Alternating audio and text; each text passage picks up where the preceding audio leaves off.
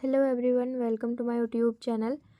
आज की क्लास में हम लोग झारखंड जीके की प्रैक्टिस करेंगे और जनजातीय यानी कि टॉपिक वाइज हम लोग प्रैक्टिस कर रहे हैं। तो आज की जो हमारी जनजाति है वो हो जनजाति है और इसके कुछ क्वेश्चंस हैं। उसके बाद हम लोग खरवार जनजाति के भी क्वेश्चंस की प्रैक्टिस करने वाले हैं। तो आपका यहाँ पर कंप्लीट रिवीजन हो जाएगा, एक भी ऐसा क्वेश्चन नहीं होगा जो आपका छूटेगा। तो स्टार्टिंग से लेकर के एंड तक कंप्लीट देखना और कंप्लीट यहाँ पर आपका प्रैक्टिस होने वाला है। ठीक है, स्टार्ट करते हैं। पहला क्वेश्चन है यहाँ पर, इनमें से कौन सी झारखंड की चौथी सर्वाधिक जनसंख्या वाली जनजाति है। तो ध्यान रखेंगे चौथी बोला गया है, हो जनजाति के हम लोग क्वेश्चंस कर रहे हैं। तो राइट आंसर ऑप्शन डी हो होगा। पहली सर्वाधिक जनसंख्या वाली जनजाति कौन सी है, तो वो संथाल जनजाति है।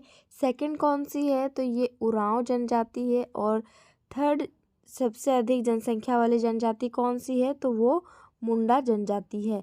तो संथाल जनजाति, मुंडा, उरांव, इससे क्वेश्चंस की हम लोग प्रैक्टिस किए हैं और बहुत अधिक नंबर ऑफ क्वेश्चंस की प्रैक्टिस किए हैं। तो कुछ भी आपका नहीं छूटेगा। नहीं देखे हैं तो देख लीजिएगा, चैनल पर विजिट कीजिएगा। वीडियो वाले सेक्शन में आपको नहीं मिलेगा, लाइव जहाँ पर सेक्शन रहेगा वहाँ पर लाइव वाले सेक्शन में आपको देखने को मिलेगा। तो वहाँ से आप ज़रूर कंटिन्यू करेंगे, ठीक है। और ये ऐसा पोर्शन है ना कि एक दो बार में आपका याद नहीं होगा, बार बार जब तक आप रिवीजन नहीं करेंगे तब तक वो आपका माइंड में सेट नहीं होगा। तो मल्टीपल टाइम प्रैक्टिस ज़रूर करना है आपको, वरना फिर पढ़ने का कोई मतलब ही नहीं रहेगा, ठीक है। नेक्स्ट दूसरा यहाँ पर प्रश्न है, हो जनजाति का संबंध इनमें से किस प्रजातीय समूह से है। तो ध्यान रखेंगे कभी कभी प्रजातीय समूह और भाषा ऐसे करके कुछ संबंध कौन से भाषा समुदाय से है ऐसे पूछता है। तो प्रजातीय समूह यहाँ पर पूछा है, तो हो जनजाति का संबंध प्रोटो ऑस्ट्रेलोइड प्रजातीय समूह से है। नेक्स्ट है थर्ड नंबर क्वेश्चन, हो जनजाति झारखंड में सर्वाधिक संकेंद्रण है, यानी कि हो जनजाति का सबसे अधिक जो है वो कौन से क्षेत्र में पाया जाता है। पलामू के क्षेत्र में, संथाल परगना में, उत्तरी छोटानागपुर में या फिर कोल्हान में। राइट आंसर होगा ये कोल्हान के साइड में सबसे अधिक पाया जाता है, हो जनजाति के लोग पाए जाते हैं कोल्हान प्रमंडल की तरफ में। हो जनजाति की भाषा है, ये कौन सी भाषा बोलते हैं, तो जैसे कि संथाल जनजाति के लोग संथाली भाषा बोलते थे, मुंडा जनजाति के मुंडारी। तो उसी प्रकार हो जनजाति के लोग कौन सी भाषा बोलते हैं, तो ये हो भाषा ही बोलते हैं। अगला यहाँ पर 5 नंबर क्वेश्चन है, हो जनजाति की भाषा जो हो है उसका संबंध कौन से भाषा परिवार से है।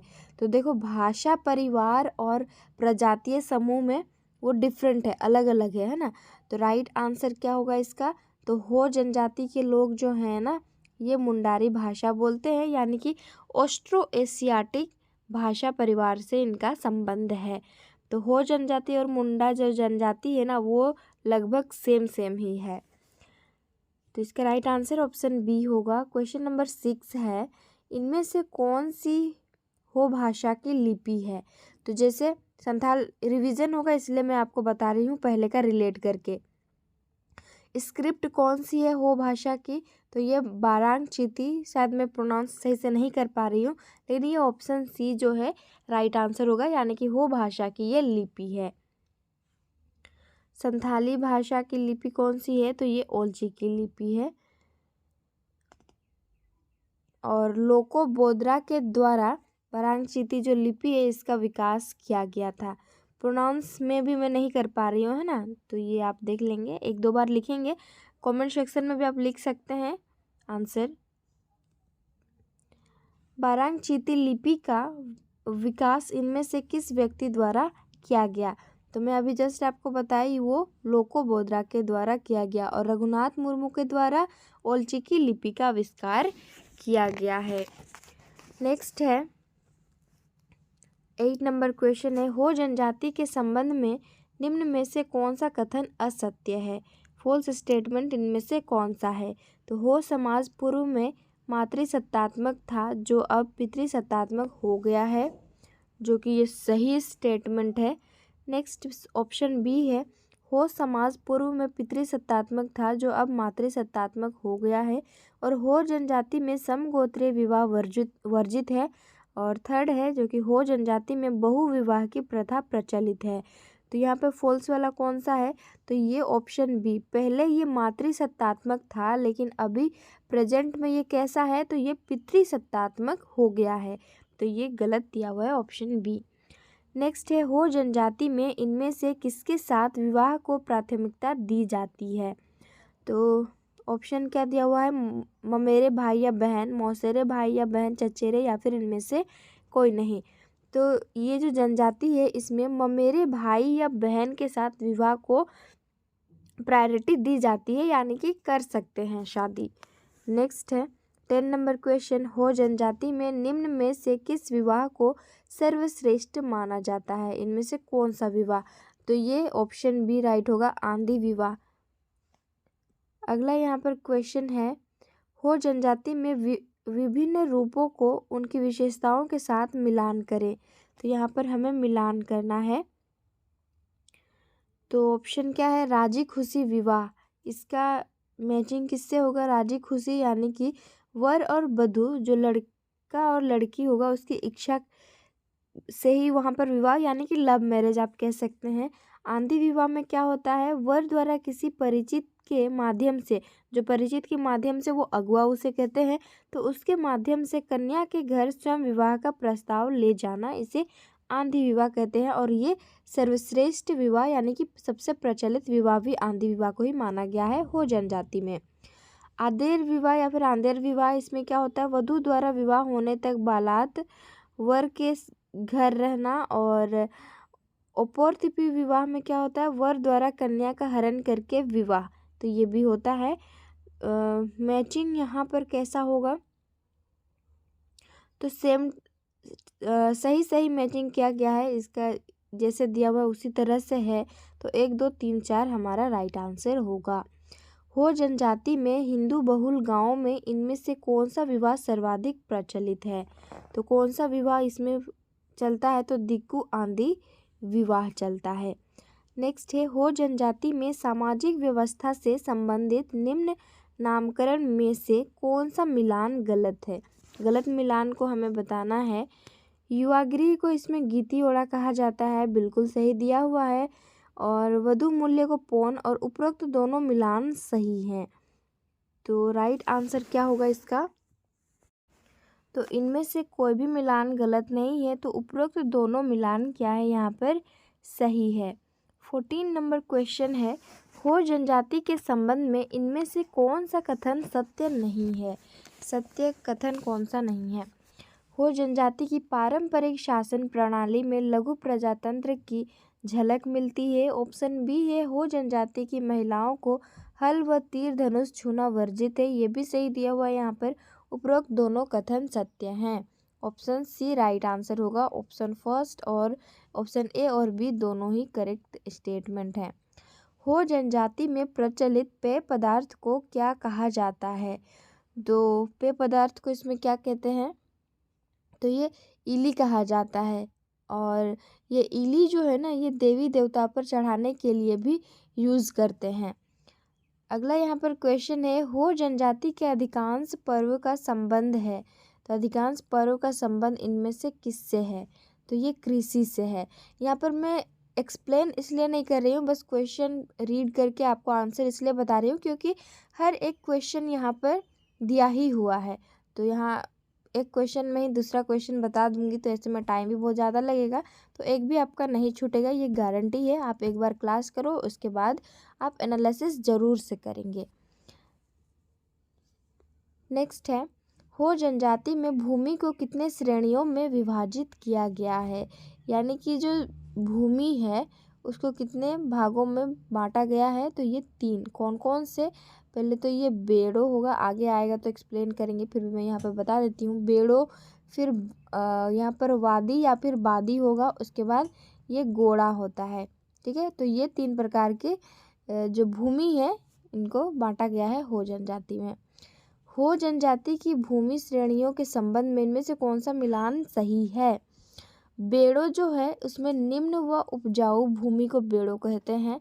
वादी किसे कहा जाता है? तो ये धान की खेती वाली भूमि को यानी कि खेत को वादी कहा जाता है। गोड़ा में क्या होता है कि मोटे अनाज की खेती हेतु निम्न उपजाऊ भूमि।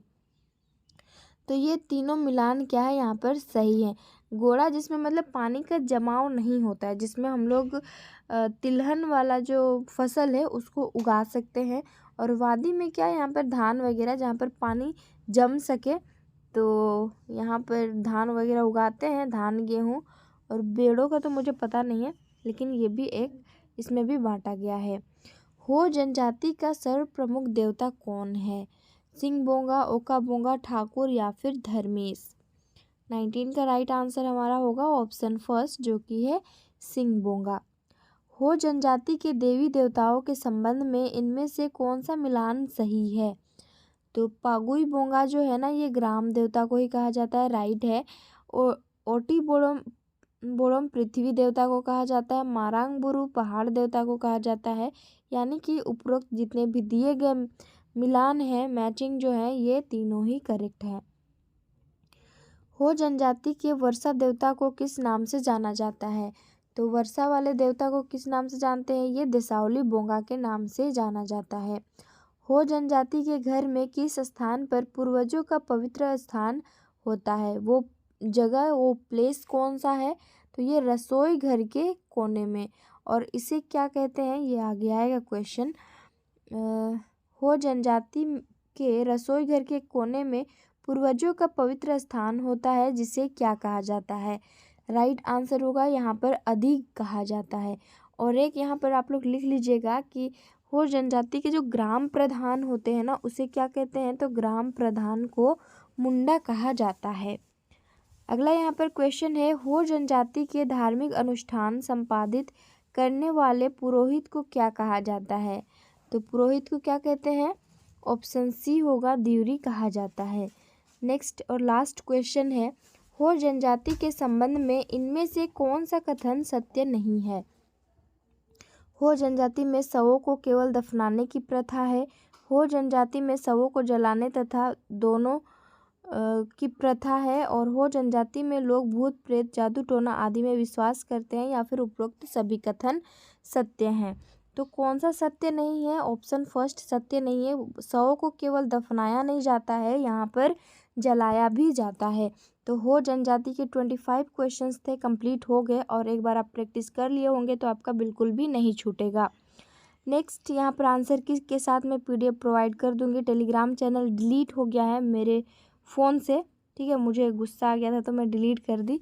तो उसे रीस्टोर कैसे करेंगे वो मुझे नहीं पता है, लेकिन आपको अगर पता है तो आप कमेंट में बता दीजिएगा कि कैसे कैसे उसको कर सकते हैं।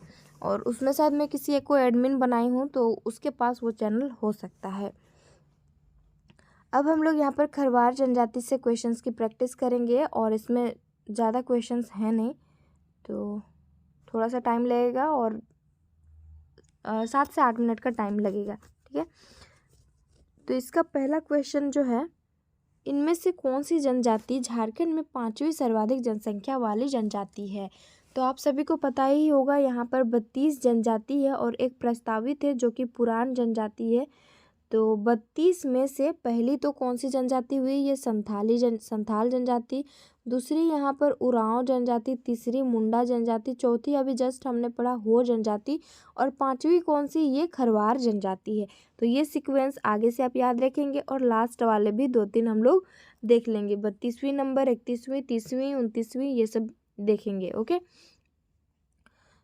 तो पहला यहाँ पर क्वेश्चन जो है, इनमें से कौन सी जनजाति झारखंड में 5वीं सर्वाधिक जनसंख्या वाली जनजाति है?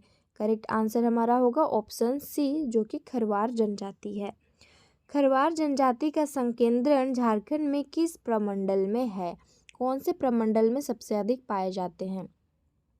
उत्तरी छोटानागपुर, दक्षिणी छोटानागपुर, पलामू या फिर संथाल परगना।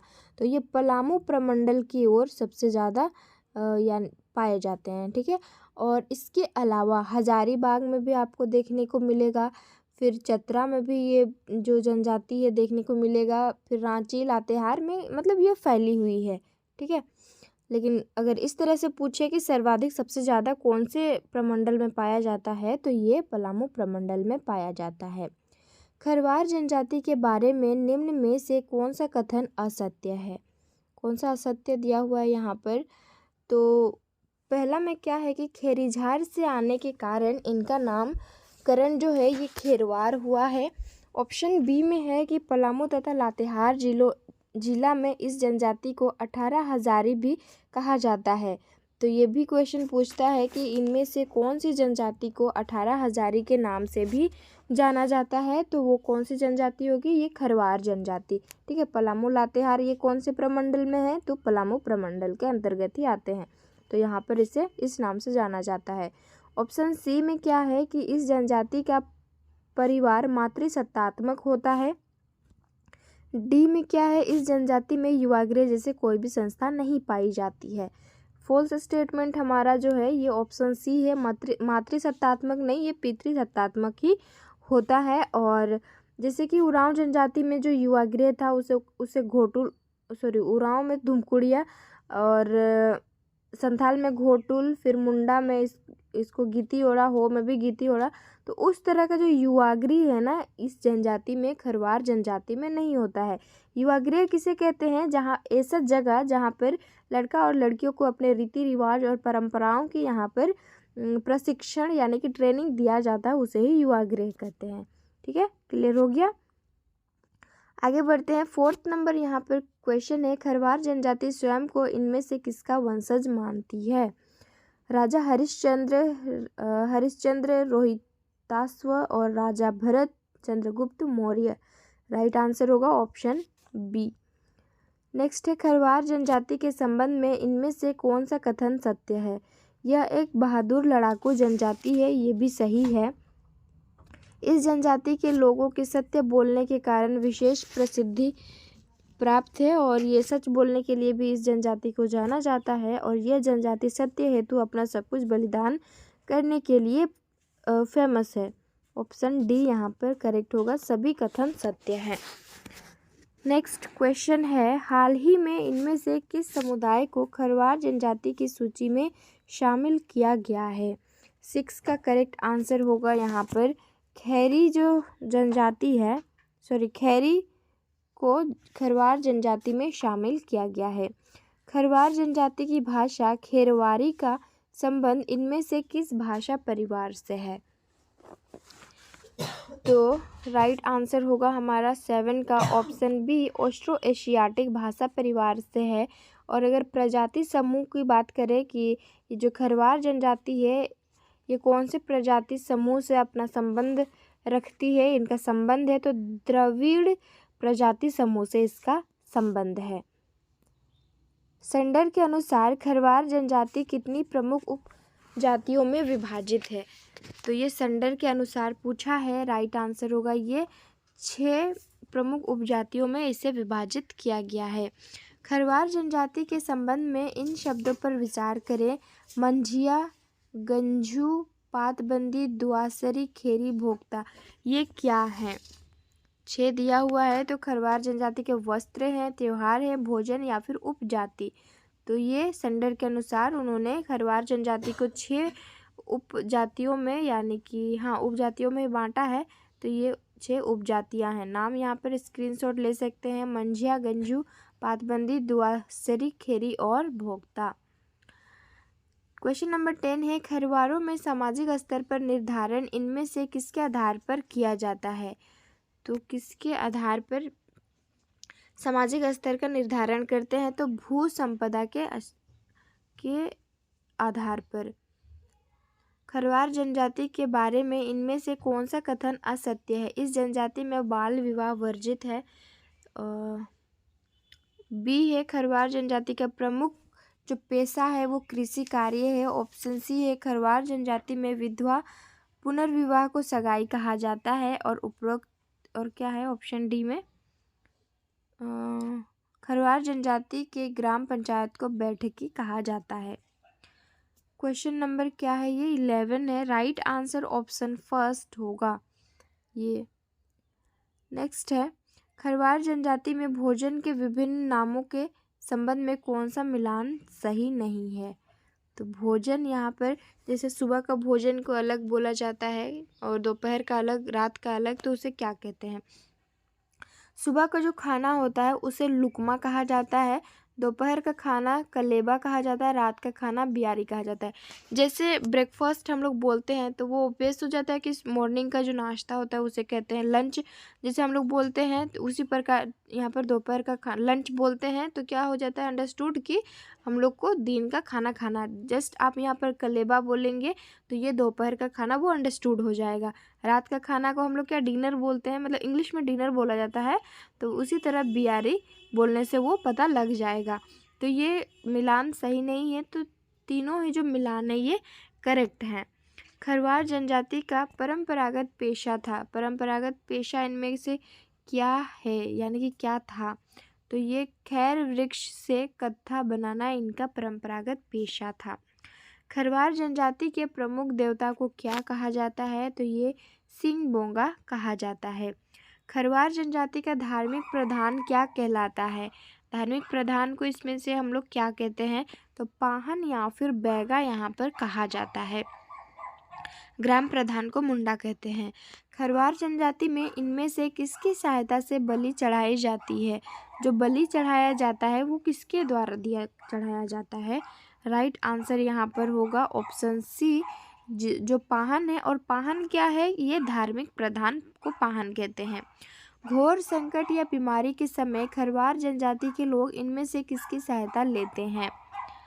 17 का राइट आंसर होगा ओझा या फिर मती का ये लोग हेल्प लेते हैं। खरवार जनजाति में जादू टोना करने वाले व्यक्ति को क्या कहा जाता है? तो ये माटी कहा जाता है। और लास्ट क्वेश्चन है ये, खरवार जनजाति के संदर्भ में निम्न कथन सत्य हैं, तो कौन सा कथन यहाँ पर सत्य है बताना है। उड़ीसा के खारवेलों से इस जनजाति का संबंध माना जाता है और डाल्टन के अनुसार खरवारों की 4 प्रमुख उपजातियां हैं, भोक्ता, मांझी, राउत और महतो। नेक्स्ट है ऑप्शन सी में क्या दिया हुआ है कि खरवार जनजाति में बहुविवाह की प्रथा प्रचलित है। तो देखो अगर पूछेगा डाल्टन के अनुसार खरवार की कितनी उपजातियां हैं तो 4 हैं, भोक्ता, मांझी और राउत। और संडर के अनुसार कितनी थी? वो 6 थे, है ना। तो राइट आंसर होगा ऑप्शन डी, सभी यहाँ पर सही दिया गया है, यानी कि इनमें से सभी सही हैं। तो टोटल नंबर ऑफ क्वेश्चंस देखें तो हो जनजाति से हम लोग कितने प्रैक्टिस किए? तो 25 और खरवार जनजाति से 19, यानी कि यहाँ पर 9 ये 4 होगा, 4 44 क्वेश्चंस की प्रैक्टिस की। अपना स्कोर कमेंट सेक्शन में बताना और पीडीएफ की अगर आपको नीड है तो आप कमेंट कर दीजिएगा, मैं कोशिश करूँगी आपको देने की। तो फिर चलो अब हम लोग मिलते हैं। नेक्स्ट जो होगा वो खड़िया जनजाति, एक बार मैं बुक देख लेती हूँ कि उसमें कितने क्वेश्चंस हैं, और आप लोग ज़रूर से पढ़ के आइएगा तो और भी मज़ा आएगा, ठीक है। हाँ, तो उसके बाद जो है खड़िया जनजाति है, लोहरा जनजाति है, तो ये उतने इम्पॉर्टेंट नहीं है, बट फिर भी हम लोग देख लेंगे, या फिर देखते हैं दूसरा भी स्टार्ट कर सकते हैं। ओके।